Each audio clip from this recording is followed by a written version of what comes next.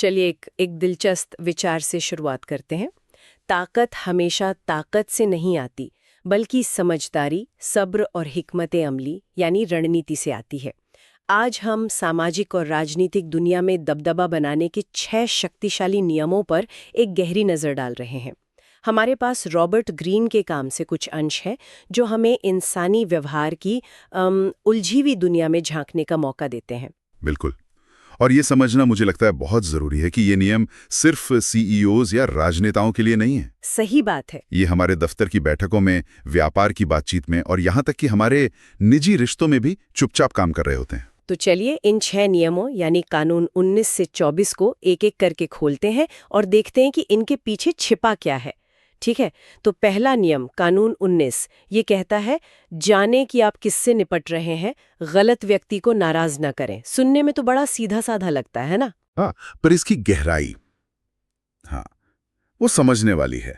देखिए, स्रोत के मुताबिक दुनिया में मोटे तौर पर 2 तरह के लोग होते हैं। कुछ भीड़ की तरह, आप उन्हें थोड़ा परेशान करेंगे, वो थोड़ी देर चिल्लाएंगे और फिर भूल जाएंगे। लेकिन कुछ लोग होते हैं भेड़िए की तरह। वे चुप रहते हैं, कुछ नहीं कहते, पर वो कभी नहीं भूलते। और ऐसे लोगों को नाराज करना मतलब खुद अपने पैरों पर कुल्हाड़ी मारने जैसा है।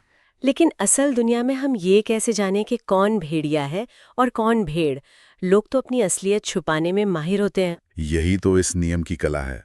यह हमें सिखाता है कि कोई भी बड़ा कदम उठाने से पहले लोगों को परखें, उनके छोटे छोटे रिएक्शंस को देखें। अच्छा। खास तौर पर जो लोग बहुत ज्यादा घमंडी, असुरक्षित या हद से ज्यादा शांत दिखते हैं, उनसे व्यवहार करते समय आपको एक्स्ट्रा सावधान रहना होगा। इसका एक बहुत अच्छा उदाहरण दिया गया है ना? हाँ, बिल्कुल।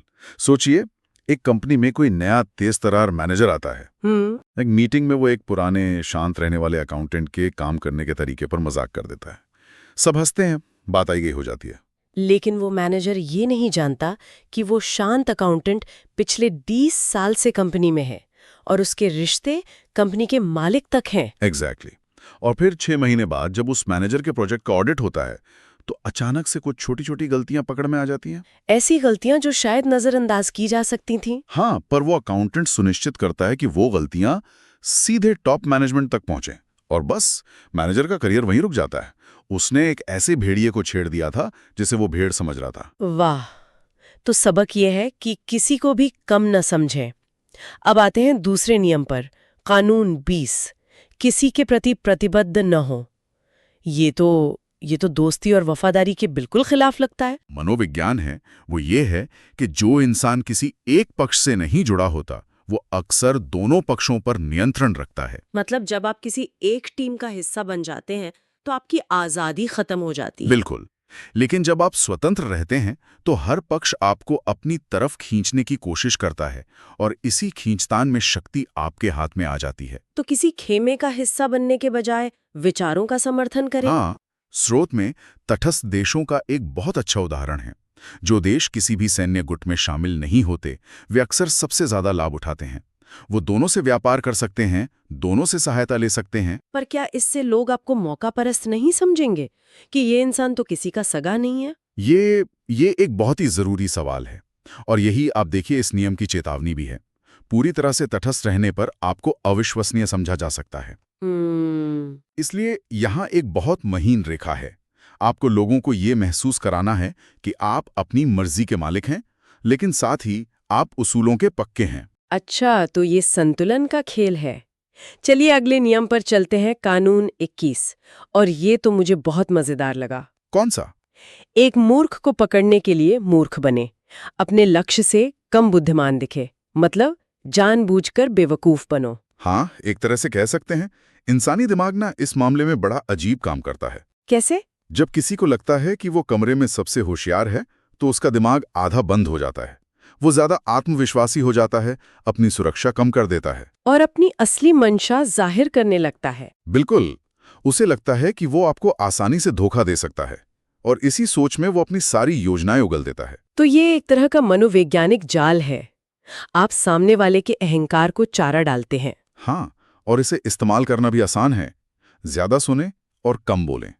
ऐसे सवाल पूछें जैसे आपको कुछ समझ नहीं आ रहा। लोगों को ये महसूस कराएं कि वे आपको कुछ सिखा रहे हैं, सही। भले ही आप वो बात पहले से जानते हो। लेकिन इसमें भी तो खतरा है, अगर लोग आपको सच में बेवकूफ समझने लगे तो। और यही इसकी सबसे बड़ी चेतावनी है। कम बुद्धिमान दिखना एक रणनीति है, पर अयोग्य दिखना एक बहुत बड़ी गलती है। अच्छा, मतलब होशियार न दिखने और नाकाबिल दिखने के बीच का संतुलन बनाना होगा। हाँ। एक मिनट यहां रुकते हैं जरा। हम 3 नियमों पर बात कर चुके हैं और मैं एक पैटर्न देख रहा हूं। ये सिर्फ आदेश नहीं है कि ऐसा करो। क्या मतलब? हर नियम के साथ एक चेतावनी जुड़ी है, एक लेकिन सावधान रहो वाला हिस्सा। बिल्कुल सही पकड़ा आपने। और यही इन विचारों को इतना शक्तिशाली और साथ ही इतना खतरनाक भी बनाता है। मतलब ये सिर्फ एक लिस्ट नहीं है। नहीं, ये एक पूरा फ्रेमवर्क है। नियम समझो, उसके पीछे का मनोविज्ञान जानो और सबसे जरूरी उसके खतरे को पहचानो, क्योंकि बिना चेतावनी के ये नियम सिर्फ आधा सच है। और आधा सच पूरे झूठ से ज्यादा खतरनाक हो सकता है। एग्जैक्टली। चलिए, इसी सोच के साथ चौथे नियम पर आते हैं। कानून 22। समर्पण की रणनीति का उपयोग करें, कमजोरी को शक्ति में बदलें। हार मानना, ये तो हमारी पूरी परवरिश के खिलाफ जाता है। और कई बार अंत तक लड़ना बेवकूफ़ी होती है। मनोविज्ञान कहता है कि जब आप एक कमजोर स्थिति में होते हैं तो लड़ने से आपकी बची खुची शक्ति भी खत्म हो जाती है, जबकि समर्पण आपके प्रतिद्वंदी को मनोवैज्ञानिक रूप से निहत्था कर देता है। उसे लगता है कि वो जीत गया है और वो लापरवाह हो जाता है। तो आप कह रहे हैं कि ये एक तरह से समय खरीदना है, असली हार नहीं है। समय, जानकारी और मनोवैज्ञानिक बढ़त, तीनों खरीदना। जब आप समर्पण करते हैं तो आपको अपने दुश्मन की रणनीति को करीब से देखने और समझने का मौका मिलता है। जैसे कोई वार्ताकार छोटी मोटी मांगे मान लेता है। हाँ, ताकि वो लंबे समय का फायदा उठा सके। वो एक छोटी लड़ाई हारता है ताकि पूरी जंग जीत सके। लेकिन हार मानने और सच में हार जाने में क्या फर्क है? रेखा कहाँ खींचें? फर्क है इरादे में। बिना रणनीति के किया गया समर्पण वो अधीनता बन जाता है। रणनीतिक समर्पण में हमेशा एक वापसी का इरादा, एक पलटवार की योजना छिपी होती है। ठीक है, ये बहुत गहरा विचार है। अगला नियम, कानून 23, शायद इन सब में सबसे सीधा है। अपनी ताकतों को केंद्रित करें। हाँ, और शायद सबसे जरूरी भी। इसे समझने का सबसे अच्छा तरीका है लेजर बीम का उदाहरण। हाँ, मतलब बिखरी हुई रोशनी और एक जगह फोकस की हुई रोशनी। बिल्कुल। एक 100 वॉट के बल्ब की रोशनी चारों तरफ फैल जाती है और कुछ खास नहीं कर पाती। लेकिन कुछ ही वॉट की लेजर बीम जब एक बिंदु पर केंद्रित होती है तो वो स्टील को भी काट सकती है। और आज की दुनिया में तो ये और भी मुश्किल है, जहां हर तरफ डिस्ट्रैक्शन है। इसीलिए ये नियम और भी ज्यादा प्रासंगिक हो जाता है। सफल ब्रांड्स को देखिए, वो पहले एक चीज में महारत हासिल करते हैं और जब उस एक क्षेत्र में उनका दबदबा बन जाता है तब वो विस्तार करते हैं। हाँ, तो व्यवहारिक उपयोग यही है, पहचाने कि आपकी सबसे बड़ी ताकत क्या है और अपनी सारी ऊर्जा उसी पर लगाएं। पर क्या एक ही चीज पर इतना फोकस करने से हम अंधे नहीं हो जाते? क्या हम दूसरे मौके नहीं गवा देते? ये एक जायज खतरा है और यही इस नियम की चेतावनी है। बहुत ज्यादा फोकस आपको सुरंग दृष्टि यानी टनल विजन दे सकता है। इसलिए संतुलन महत्वपूर्ण है। अपनी मुख्य ताकत पर ध्यान केंद्रित करें, लेकिन अपनी आंखें और कान हमेशा खुले रखें। और अब आखिरी नियम, कानून 24, आदर्श दरबारी की भूमिका निभाएं। ये सुनते ही मुझे राजा महाराजाओं और उनके चापलूस दरबारियों की याद आ जाती है। हाँ, ये शब्द सुनते ही वही याद आता है। लेकिन इसका मतलब चापलूसी करना नहीं है, बिल्कुल नहीं। ये नियम किसी भी पावर स्ट्रक्चर, जैसे एक ऑफिस में सामाजिक बुद्धिमत्ता में महारत हासिल करने के बारे में है। तो एक आदर्श दरबारी करता क्या है असल में? यहाँ पर आकर्षक बात यह है कि प्रभाव आकर्षण सही समय और संयम से जीता जाता है, न कि जबरदस्ती से। अच्छा। स्रोत कहता है कि एक सफल सलाहकार कभी भी अपने बॉस से ध्यान नहीं चुराता। वे अपने बॉस को हमेशा हीरो की तरह महसूस कराते हैं, भले ही असली काम उन्होंने ही क्यों न किया हो। वाह। वे भावनाओं पर नियंत्रण रखते हैं, समझदारी से प्रशंसा करते हैं और कभी भी सार्वजनिक रूप से शिकायत नहीं करते। ये तो बहुत मुश्किल लगता है, खासकर जब क्रेडिट कोई और ले जाए। इसमें तो बहुत सब्र चाहिए। और यही सबसे बड़ी चेतावनी है। दरबारी राजनीति में धैर्य की आवश्यकता होती है।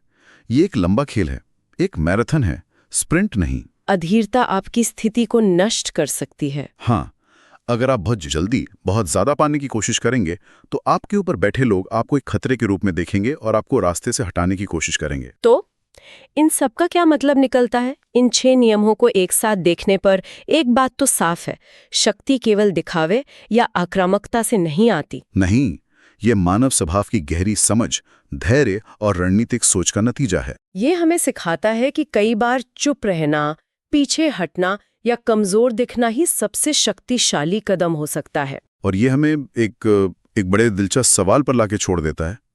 स्रोत के अंत में ये संकेत दिया गया है कि अगले नियमों में आत्मनिर्माण, साहस और साहसिक योजना बनाने जैसे विषयों पर बात होगी। तो ये तो इन नियमों से काफी अलग हुए। बिल्कुल।